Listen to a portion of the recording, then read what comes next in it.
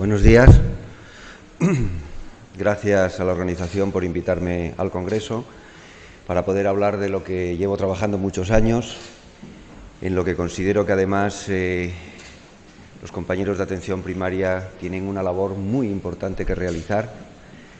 Así lo estoy conceptuando yo en el área sanitaria donde yo trabajo, porque esta charla será muy conocida para algunos de ya mis compañeros del área, porque las estamos distribuyendo y estamos intentando mentalizar de que todos formamos parte de esta atención a esta patología, que además la atención primaria suele ser el primer punto de contacto para la mayor parte de los pacientes.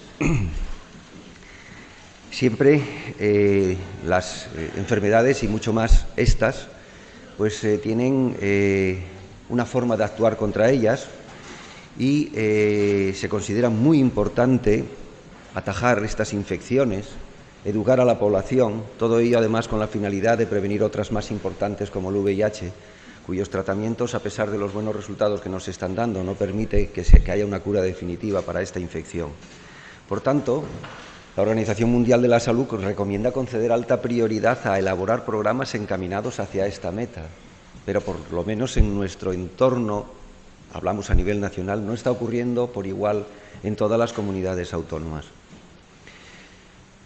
Bien, las infecciones de transmisión sexual, que es el término correcto con el que hay que referirse a las ETS, no E, sino I, porque lo que hacen las personas es contagiarse de infecciones y no siempre van a manifestar enfermedades, tienen unas características. Lo primero, que es un problema de salud pública, que afecta a cualquier persona. Somos seres sexuados, tenemos relaciones sexuales y si no tenemos una actitud correcta ante la relación sexual nos vamos a contagiar. Y nuestra misión, nuestra labor como profesionales es impedir que estas infecciones se propaguen, romper las cadenas de contagio, no poner muchos tratamientos. Es más importante educar a la población y que esta población responda adecuadamente a esa información que se le da. No vale solo con ofrecer una información si después no van a cambiar la actitud ante la relación sexual. Las consultas, las unidades de ITS, allá donde existen, pues es el centro de referencia de la población que está a nuestro alrededor y de todo el organigrama que está a nuestro alrededor.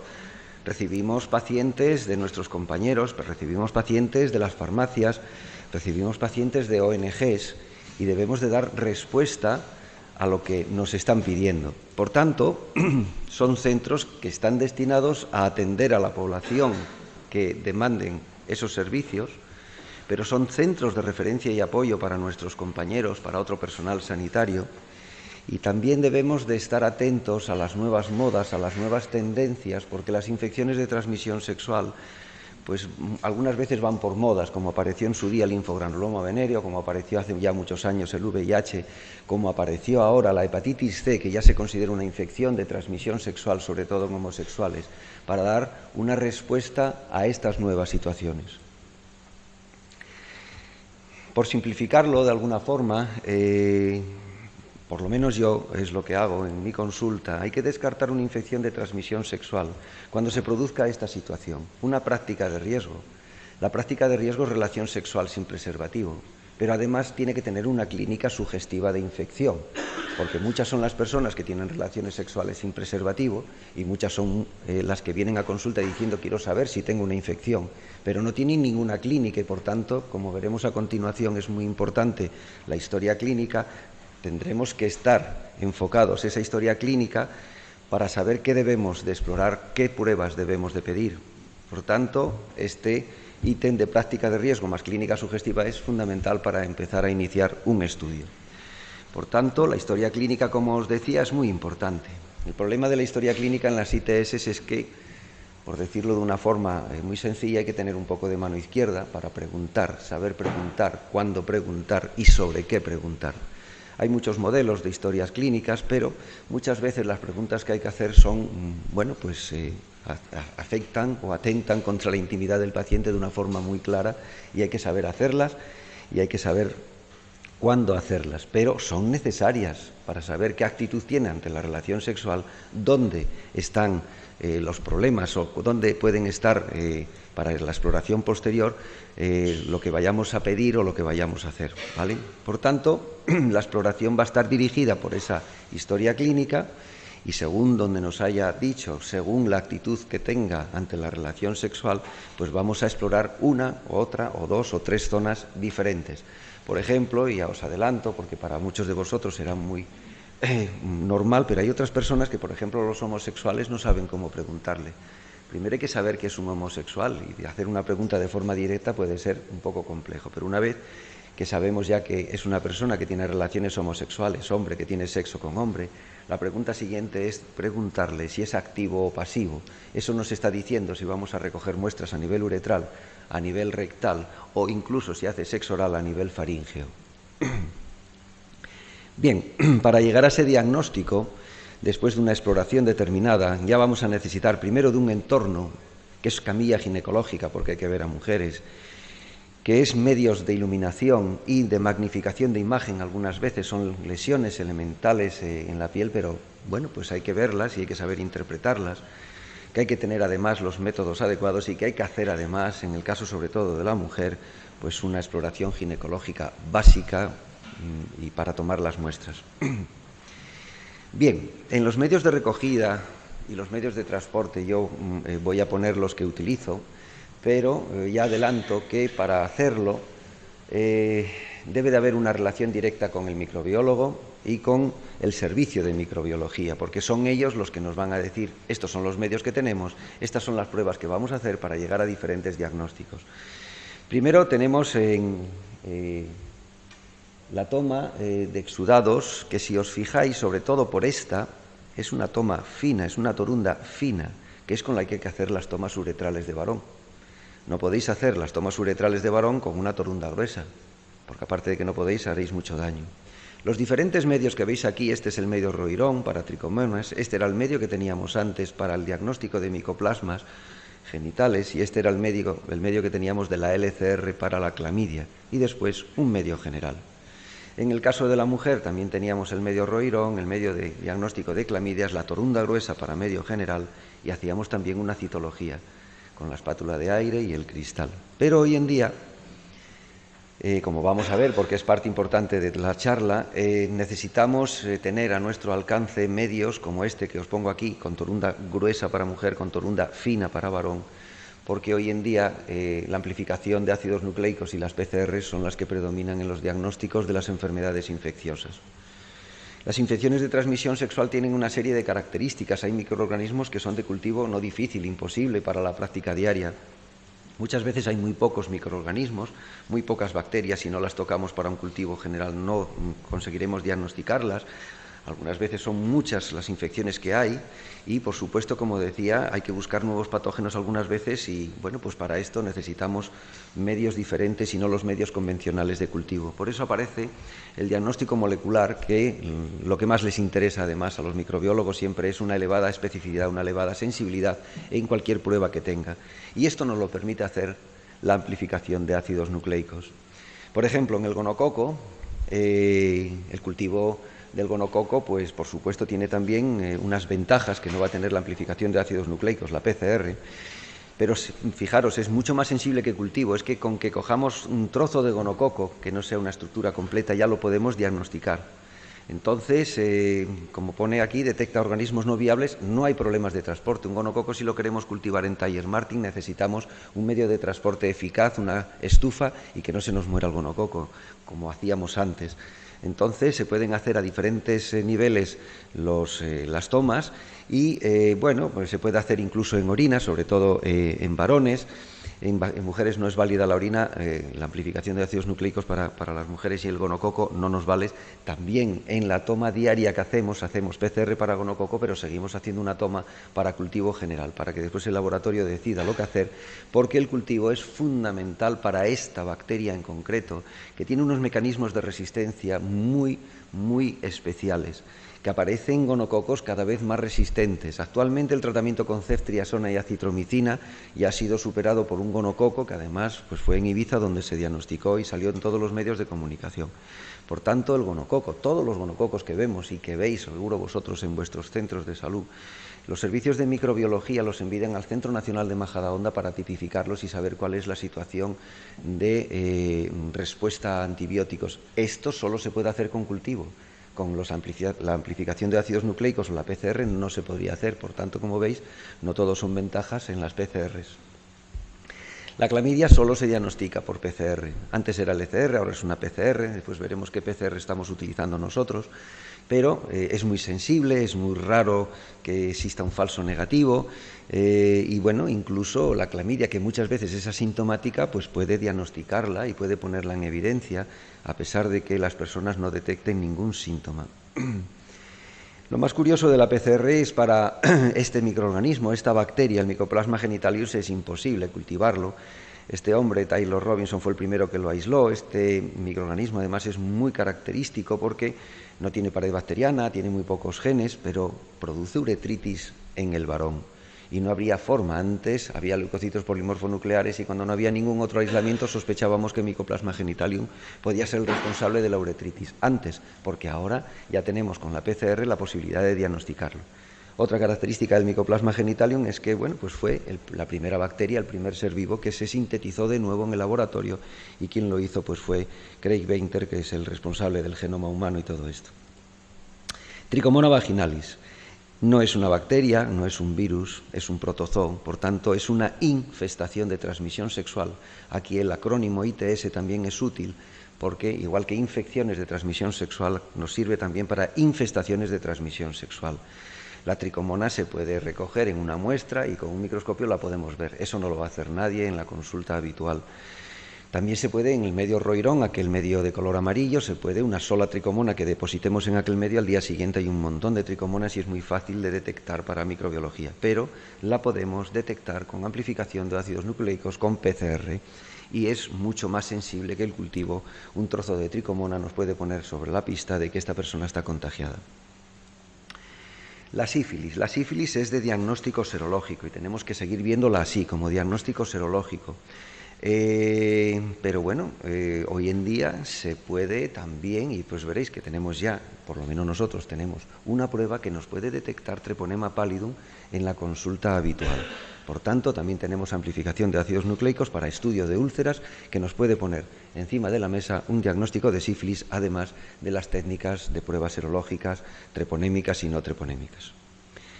El herpes se diagnostica con PCR desde hace tiempo y es el mismo método, el mismo medio de cultivo que veíais al principio, ¿vale? Lo que sucede es que para diagnosticar un herpes necesitamos una lesión reciente de 24-48 horas de evolución. Un herpes de una semana de evolución, esta prueba no os va a dar nunca ningún resultado, aunque clínicamente lo sea.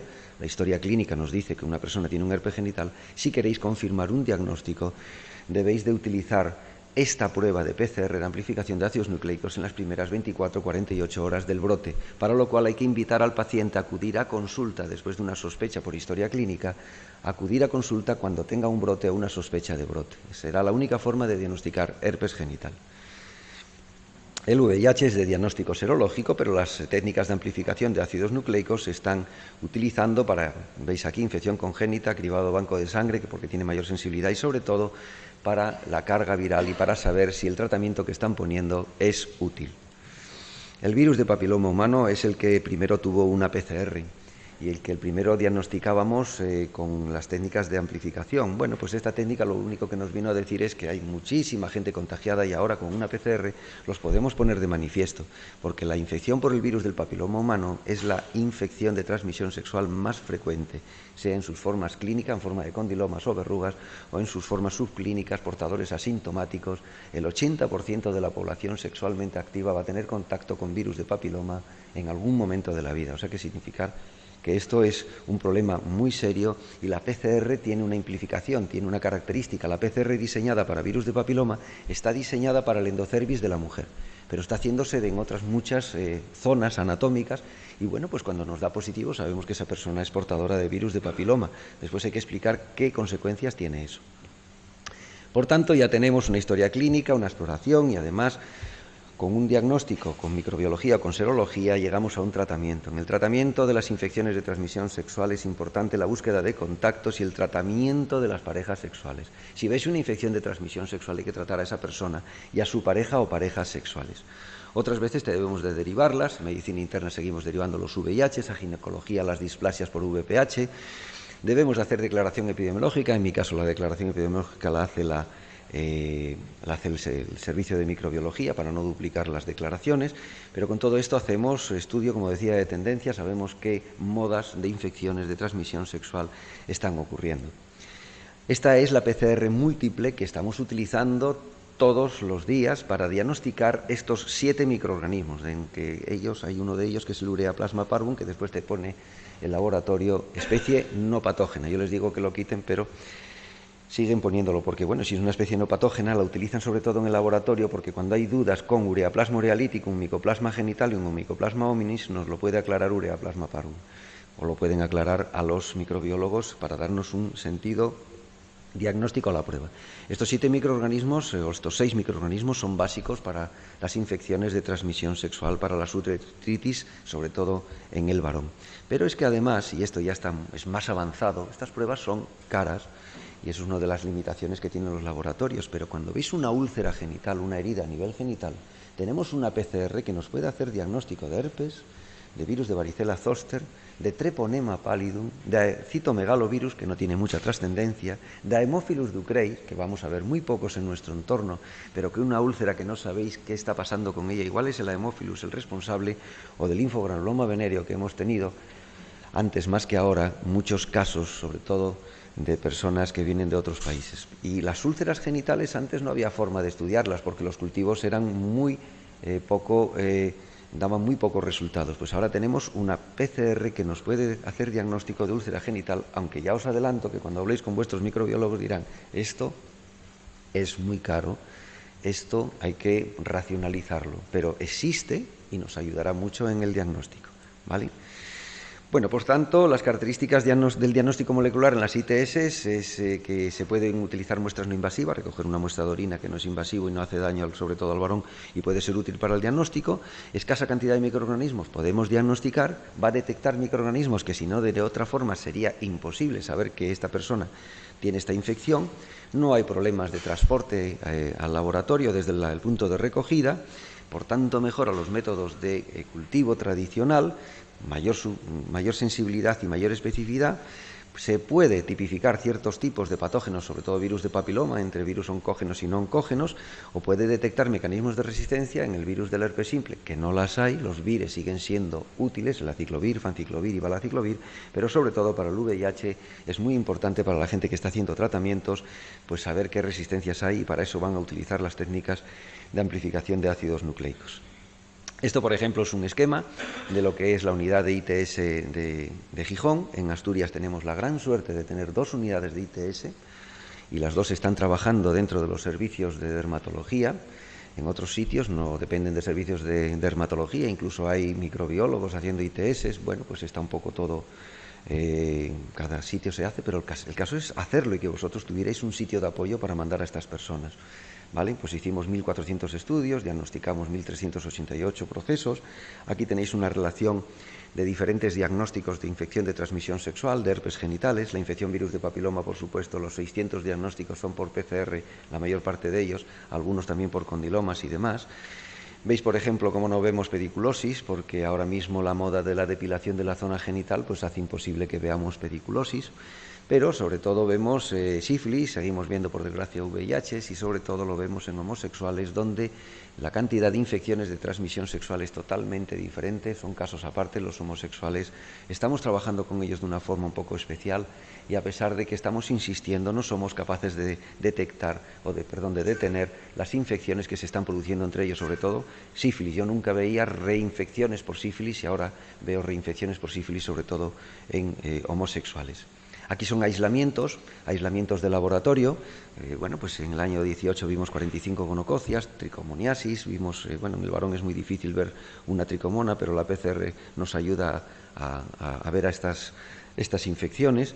Y bueno, un poco esto es lo que hacemos todos los días, pero detrás de estos diagnósticos están todos los pacientes que muchas veces, la mayor parte de las veces, nos manda la asistencia primaria, nos mandan los centros de salud, con los que yo tengo un contacto directo porque me llaman por teléfono cuando tienen algún problema, o bien ellos hacen las tomas, o bien las hago yo. Entre todos estamos intentando que las infecciones de transmisión sexual en nuestro entorno haga el menor daño posible a la población. Muchas gracias.